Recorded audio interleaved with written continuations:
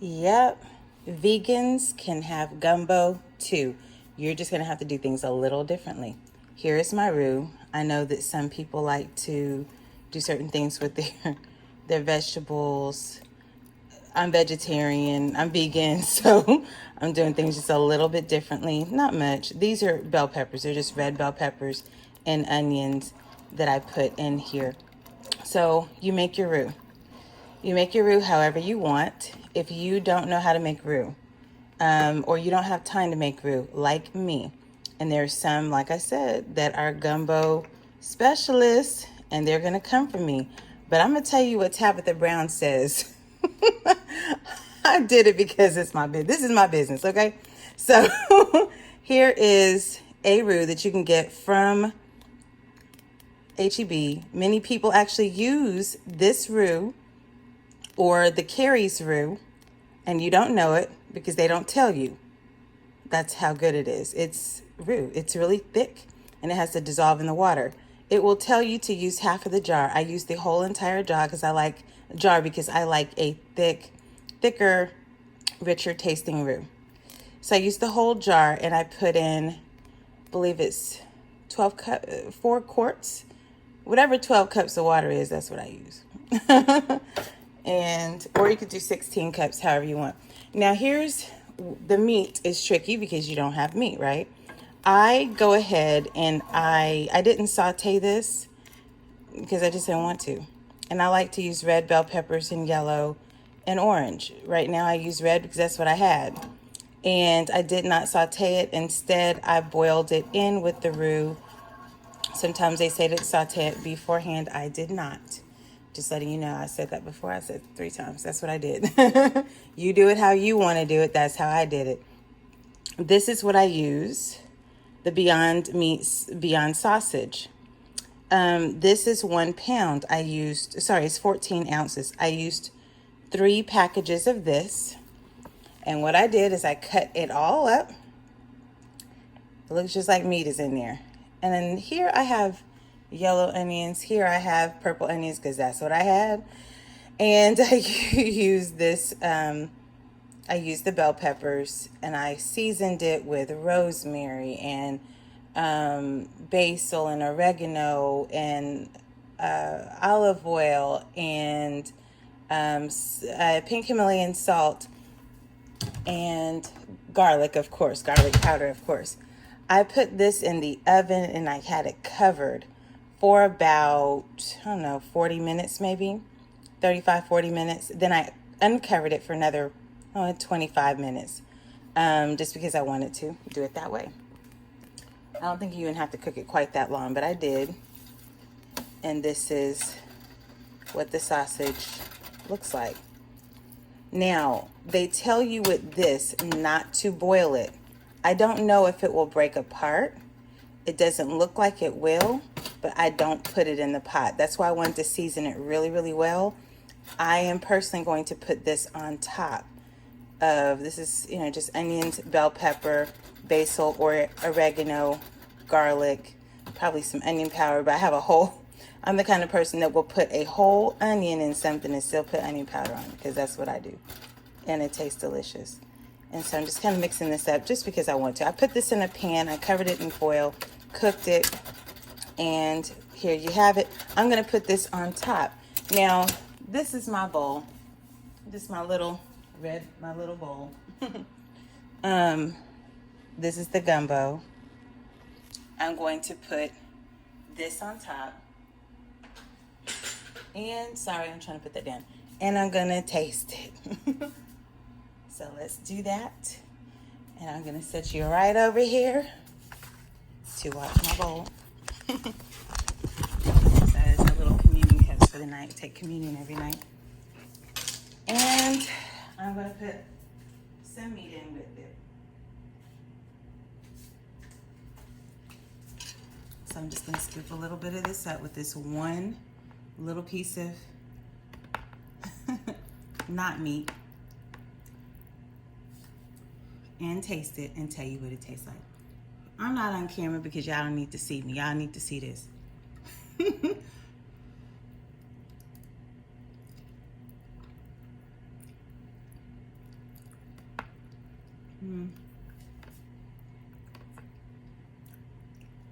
It's really good. I prefer, now we don't put tons of salt, but we do put some pink Himalayan salt. Only in the roux, I didn't put it on the meat mixture because we watch our salt. Sorry. We watch our salt, but I didn't get a good bite with the, sorry, I just took a bite out of the sausage.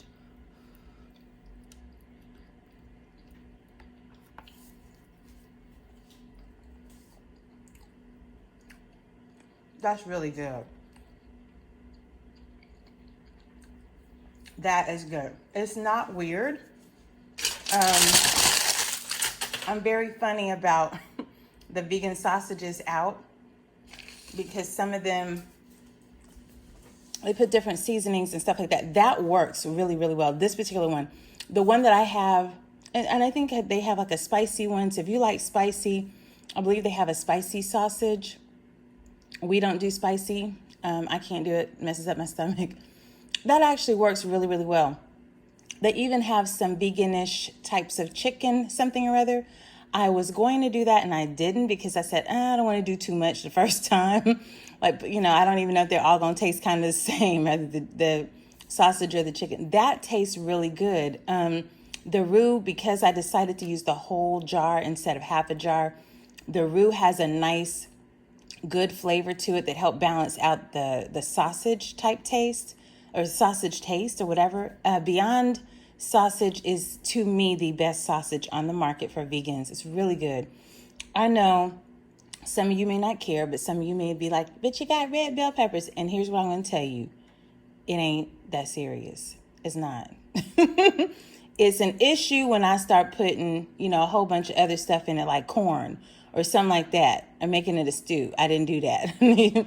Traditionally, you put celery, which I just didn't happen to have, celery, onion, and bell pepper. Usually it's green. I'm using red because I have red in my house. So if the red is bothering you, talk to the Lord. He'll help you through it. But this is good. This is actually pretty good. You can season it however you like, and it's going to give it that same taste that you enjoy for your gumbo. We did it the way that we like to do it. Again, that particular Ragin Cajun does not have any spice in it. So if you don't like spice, know that it doesn't really, I don't even think it has sodium, but it does have a little bit of oil in it. It is really a nice tasting roux. It's very good. I've used it. I know people that have used it and their families think that they made it from scratch because they're bougie like that and didn't realize they got it from a jar. But you can only get away with that with a couple of different brands. Kerry's is good and Ragin Cajun is good. Can't get away with that with every jarred roux. But hey, some of your grandmamas are using it and you don't know it. So unless you've seen them make the roux, don't say nothing from scratch. I don't have the time. I don't want to. Okay, that's it. So anyway, I know because people are kind of funny about gumbo, but if you really want a good tasting gumbo and you are used to it and you want it to go, this is one of those deal breakers where people are like, you know, I just don't know about going vegan. I'm going to have to give up everything. And I have not felt like I gave up anything. I changed the way I did some things. The meatless meats helped transition. There's some really good ones. There's some that were okay and some that were like, ugh. Personally, I don't like tofurkey. It's been on the market for over 20 years. Somebody likes it, but I'm not that person. It's good for someone. I use Beyond Meat sausage with potatoes and cabbage, and we felt like we was living good. Like felt like we were eating like we were from the country. It was so good. So we don't feel like we really gave up anything. I don't feel like I have a craving for meat. Now, you know, I have a craving for cakes, but you can make that, you know, vegan too. You can make cornbread vegan. I mean, there's a lot of different options out there now. We have baked potatoes, you know, and we use vegan sour cream. It was cashew based, tastes great. Vegan butter and vegan cheese. I don't like everybody's vegan cheese. Just try different ones if it's something that you're interested in doing. And it's healthy. And I wanted to make sure my holidays was going to be good. So I wanted to make sure I'm just making this tonight. This isn't how a bowl would normally look. I'm going to put the meat on top, y'all, and eat this up because it's calling my name. This is how I like my gumbo. Okay, love y'all. Bye.